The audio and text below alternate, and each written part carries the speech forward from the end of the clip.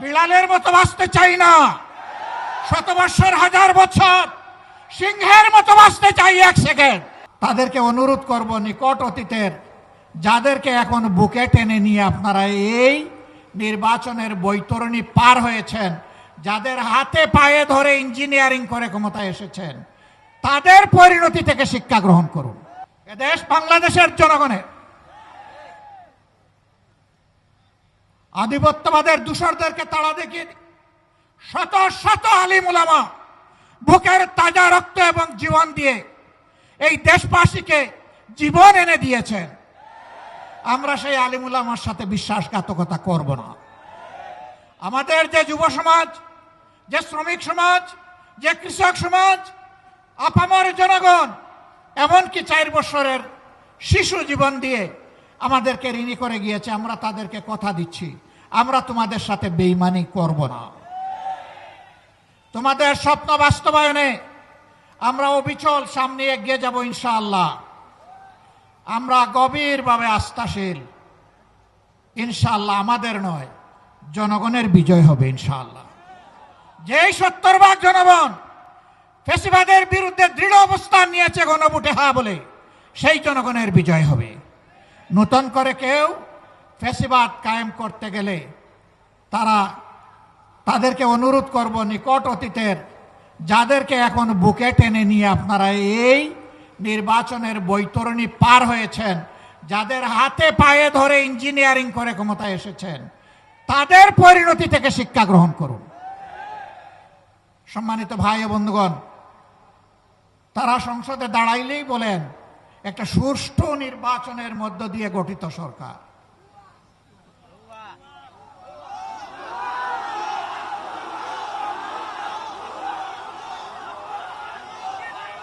সরকার যদি সুষ্ঠু নির্বাচনেই গঠিত হয়, তাহলে বারবার দাঁড়াইয়া বলতে হয় কেন? মেকিয়াভেলির একটা কথা আছে, তুমি যদি কোনো মিথ্যাকে এস্টাবলিশ করতে পারো, তাহলে একবার বললে হবে না, শতবার বলতে থাকো। হ্যাঁ, ইতিমধ্যেই রাজসাক্ষী 2 জন পাওয়া গেছে। একজন সাবেক সরকার, এই ইন্টারিম গভর্নমেন্টের একজন উপদেষ্টা, তিনি বলেছেন আমরা ওদেরকে মেইন স্ট্রিম হতে দেইনি, ওরা পাওয়ার কথা ছিল 168, আমরা এদেরকে নামিয়ে এনেছি 68-তে। তাইলে তিনি স্বীকার করে নিয়েছেন যে একটা নিরপেক্ষ সরকারের অংশ হয়ে তিনি দেশবাসীর সাথে বিশ্বাসঘাতকতা করেছেন। তিনি বলেন নাই যে আমি নামিয়ে এনেছি, বলেছেন আমরা নামিয়ে এনেছি, বহু বচন। তাইলে বাকি বচনগুলা কারা? এদের চেহারাও জাতির সামনে আপনি একটু বলে দেন, একা এ দায় নিবেন কেন? আরেকজন সংসদের ভিতরে স্থানীয় সরকার পল্লী উন্নয়ন প্রতিমন্ত্রী, তিনি বলেছেন যুবকরা, ছাত্ররা আন্দোলন করে ফ্যাসিবাদের পতন ঘটিয়েছে, আমরাও ছিলাম।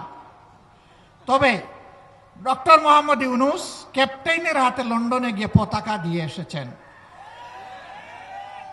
ক্যাপ্টেনের হাতে নাকি ট্রফি দিয়ে এসেছেন। ট্রফি যদি আগেই ক্যাপ্টেনের হাতে চলে যায়, তাহলে এটা ছিল নির্বাচন নামের তামসা।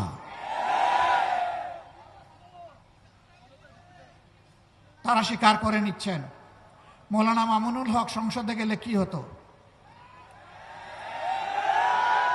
যা হতো এর ভয়েই তাকে আটকে দেওয়া হয়েছে।